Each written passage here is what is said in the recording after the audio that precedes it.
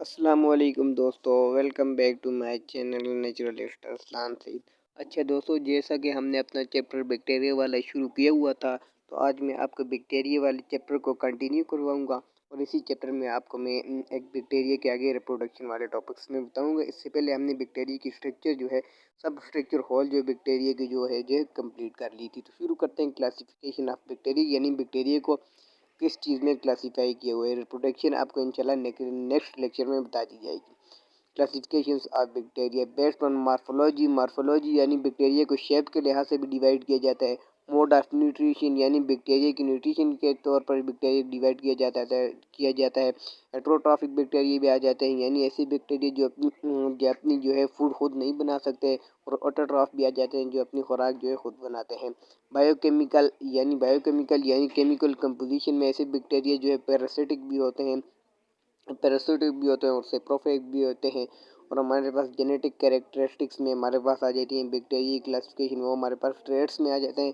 कुछ ट्रेड्स होते हैं बैक्टीरिया एक दूसरे से अलग होते हैं। उसके बाद कुछ रेजिस्टेंस होती हैं, जीन रेजिस्टेंस होती हैं। उसके बाद कोई पैथोजेनिसिटी, और यानी ऐसा बैक्टीरिया कोई बैक्टीरिया ऐसा होता है जो बहुत ज़्यादा जो है किल करता है, किसी चीज़ को बहुत ज़्यादा बीमारियाँ वगैरह फैलाते हैं। और ऐसे बैक्टीरिया भी होते हैं जो बिहेवियर के तौर पर भी, यानी एक बैक्टीरिया दूसरे बैक्टीरिया से बिहेवियर के तौर पर भी एक दूसरे से अलग हो सकते हैं। ये जो होल चीज़ें मैंने आपको बताई हैं, इस लिहाज से बैक्टीरिया को जो है क्लासिफिकेशन बैक्टीरिया की किया जाता है, ताकि बैक्टीरिया को अलग अलग करके हम जो है बैक्टीरिया की स्ट्रक्चर और कंपोजिशन के बारे में बताएंगे। इंशाल्लाह हम वन बाय वन बैक्टीरिया की जो है morphology, mode of nutrition, biochemical and genetics characteristics के बारे में वन बाय वन जो है बैक्टीरिया की डिस्कस करेंगे।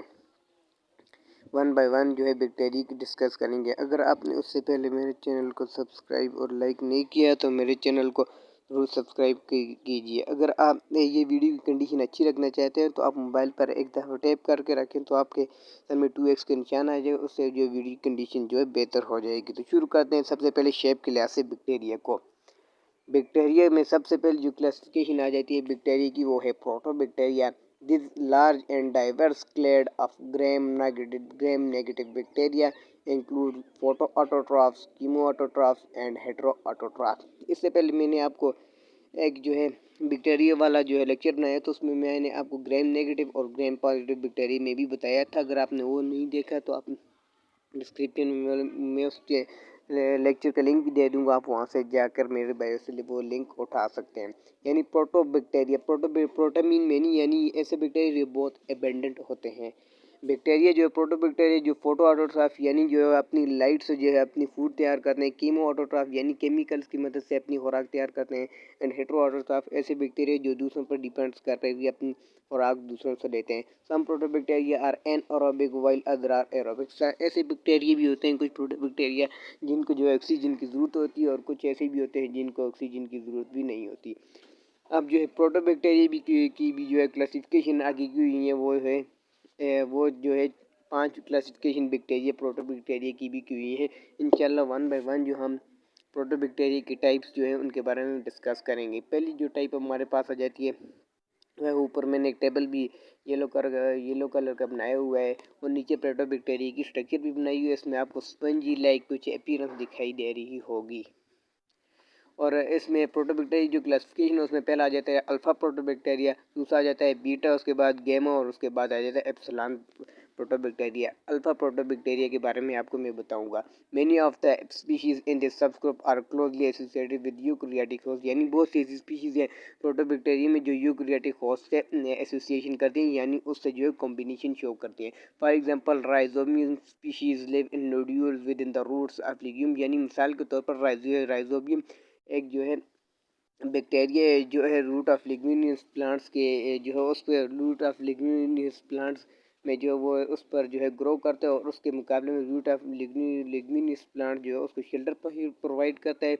और जो है राइजोबियम बैक्टीरिया जो है उस जो है ट्री को जो है उसमें नाइट्रोजन को कन्वर्ट करता है, नाइट्राइट और नाइट्रेट में कन्वर्ट करता है।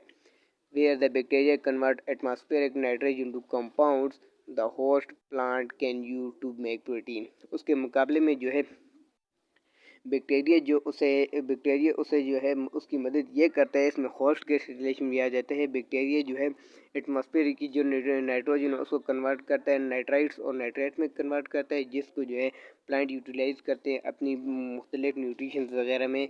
जो है प्लांट जो है अपनी मुख्तलिफ न्यूट्रिशन वगैरह में जो है प्लांट यूज़ करता है। फिर मैंने आपको जो है प्रोटोबैक्टीरिया की पहली टाइप बता दी, तो अब मैं आपको दूसरी टाइप बताऊंगा, वो है बीटा प्रोटोबैक्टीरिया।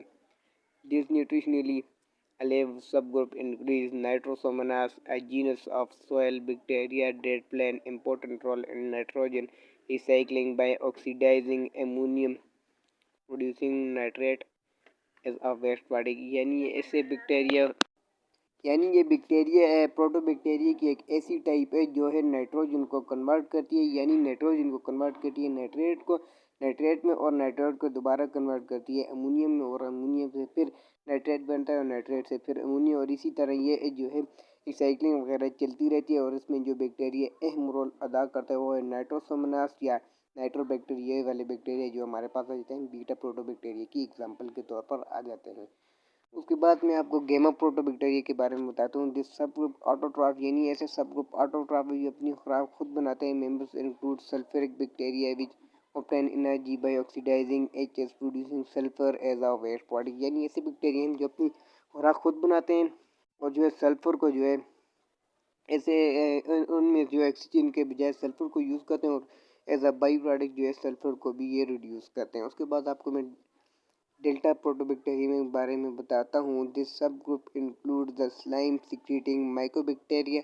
ये एक ऐसा सब ग्रुप होता है जो स्लाइम प्रोड्यूसिंग माइकोबैक्टीरिया होता है। माइकोबैक्टीरिया ऐसा बैक्टीरिया होता है जिसमें जो है सेल वॉल्स नहीं होती। व्हेन द सॉइल ड्राइज, यानी जब जो है मिट्टी खुश्क हो जाती है, ड्राई आउट और फूड इसके जब फूड का काट हो जाता है, the cells gathers into fruiting body that release resistance myxospore, यानी जब जो है इनकी कंडीशन हार्श हो जाती है, जो है एक स्पोर रिलीज करते हैं जिसे हम मेक्सोस्पोर कहते हैं। उसके बाद जो है प्रोटोबैक्टीरिया की एक लास्ट टाइप हमारे पास आ जाती है epsilon proteobacteria. More species in this group are pathogenic to human or other animal, यानी इसमें जो है ज़्यादातर एप्सिलॉन प्रोटोबैक्टीरिया में ऐसी स्पीशीज़ भी हैं जो पैथोजेनिक होती हैं, यानी ये ऐसी जो होती हैं जो किसी भी ऑर्गेनिज्म को किल या किसी भी ऑर्गेनिज्म को डिजीज़ काज करने में भी इम्पोर्टेंट रोल अदा करती हैं। इसमें हमारे पास आ जाते हैं एच पाइलोरी जो है वुमेंस की जो है इंटेस्टाइन में मौजूद होता है और इसके मुकाबले में ये वुमेंस को बहुत सारी डिजीज़ काज करता है। मिसाल के तौर पर अल्सर वगैरह हो गया, एच पाइलोरी वगैरह हो गया, अल्सर वगैरह, स्टमक अल्सर भी बैक्टीरिया जो है काज करता है। अगर आपने मेरे चैनल को सब्सक्राइब और लाइक नहीं किया तो मेरे चैनल को जरूर सब्सक्राइब और लाइक जरूर कीजिए।